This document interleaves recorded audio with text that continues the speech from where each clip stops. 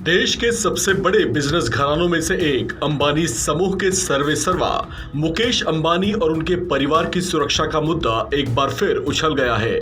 इस परिवार की सुरक्षा को लेकर त्रिपुरा हाईकोर्ट के फैसले के खिलाफ दायर याचिका पर सुप्रीम कोर्ट ने सुनवाई के लिए सहमति जता दी थी, जिस पर आज सुनवाई भी हुई। ये याचिका केंद्र सरकार की ओर से दायर की गई थी।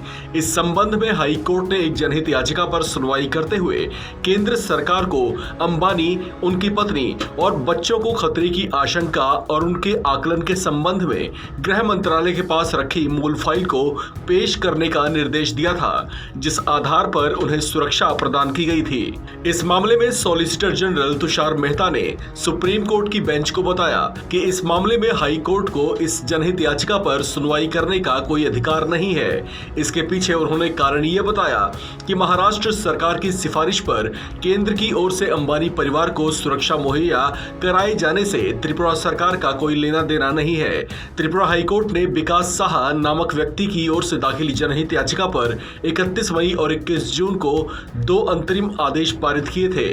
अदालत ने केंद्र सरकार को अंबानी, उनकी पत्नी व बच्चों को होने वाले खतरे की आशंका और आकलन के संबंध में गृह मंत्रालय के पास रखी वह मूल फाइल पेश करने का निर्देश दिया था, जिसके आधार पर उन्हें सुरक्षा दी गई थी।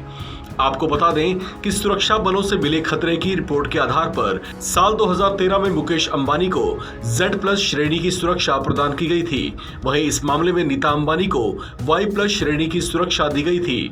सरकार ने कहा कि यह बात उच्च न्यायालय को बताई गई थी कि प्रतिवादी 4 से 6, जिसमें आकाश मुकेश अंबानी, अनंत मुकेश अंबानी और ईशा मुकेश अंबानी को कोई केंद्रीय सुरक्षा नहीं दी गई थी और इस तरह से ये रिट याचिका उनके लिए निरर्थक थी।